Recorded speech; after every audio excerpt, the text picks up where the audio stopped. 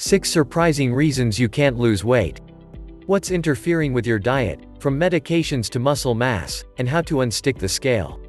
You've been cutting calories, eating smaller portions and walking almost every day, a seemingly successful dieting strategy by all measures except one, the scale. It doesn't seem to budge. What gives? Why can't you lose weight even when you're dieting? If you're over 50, experts say that your metabolism, as it relates to changes in your physiology, medications you take and muscle loss, may be to blame.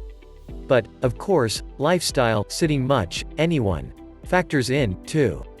Here are the 6 solvable problems likely standing between you and your slimmer self, according to experts. 1. Your medications are an issue. Roughly 75% of people over 50 take prescription drugs regularly, and the percentage and number of meds people take rises steadily with age. While those medications may be necessary, they can mess with your weight. Research shows that 10 to 15% of the obesity epidemic is related to drug-induced weight gain.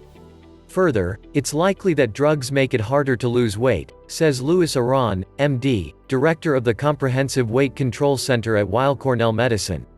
Weight gain-promoting drugs run the gamut, from over-the-counter antihistamines that contain diphenhydramine, which increases appetite, to beta blockers, which can slow muscle contractions and thereby slow metabolism, to most selective serotonin reuptake inhibitors prescribed for depression and anxiety.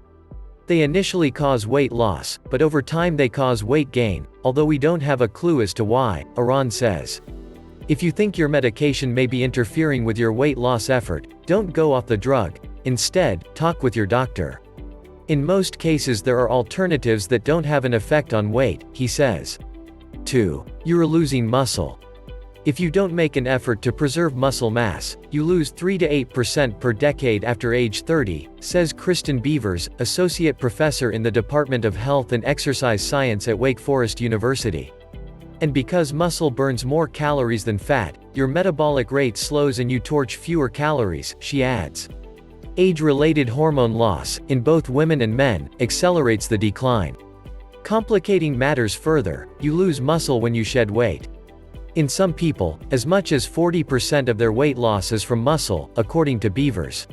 You can slow both age-related and weight loss-related muscle attrition with a strength training program. Swedish researchers reported in 2019 that 70-year-olds who did regular resistance training for 10 weeks not only increased lean muscle tissue but also lost body fat. What's more, in a study of 249 overweight people in their 60s and 70s, Beavers and her colleagues found that those who did resistance training along with a weight loss program lost significantly less muscle than those who paired weight loss with aerobic exercise. Aim for 3 days a week of strength training, Beavers suggests.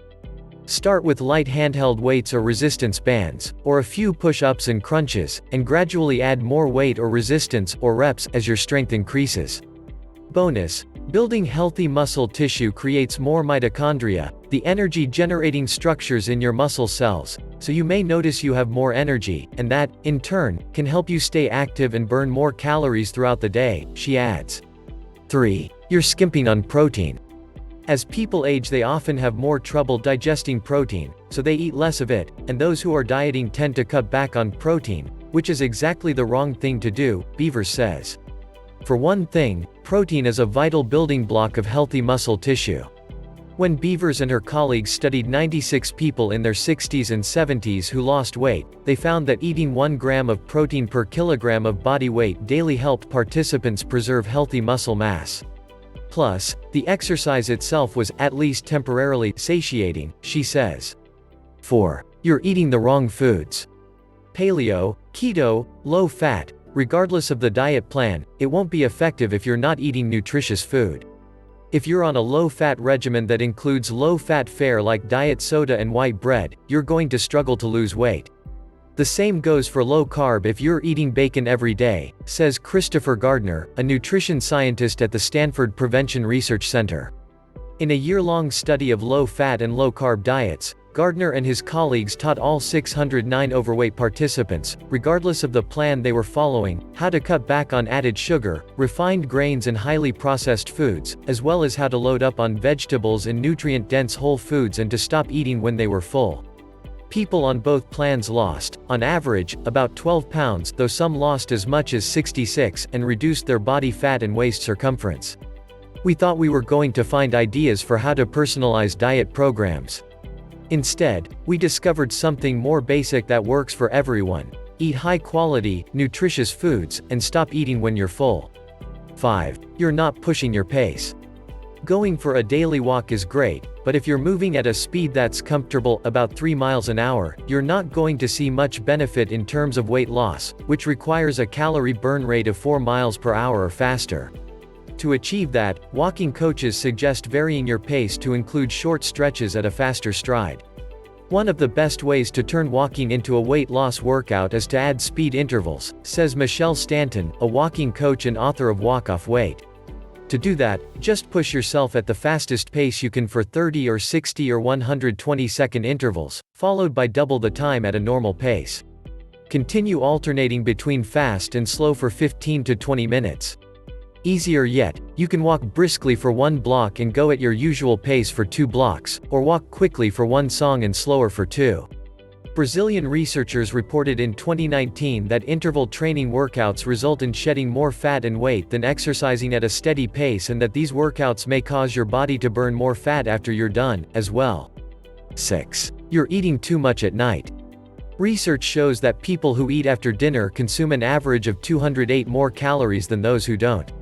A lot of people are able to control what they eat during the day, but by nighttime they're tired and feel like they deserve a treat, says Kelly Allison, director of the Center for Weight and Eating Disorders at the University of Pennsylvania's Perelman School of Medicine.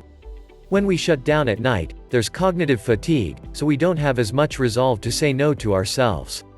If you stop eating earlier in your day, however, you may experience biological weight loss benefits, too.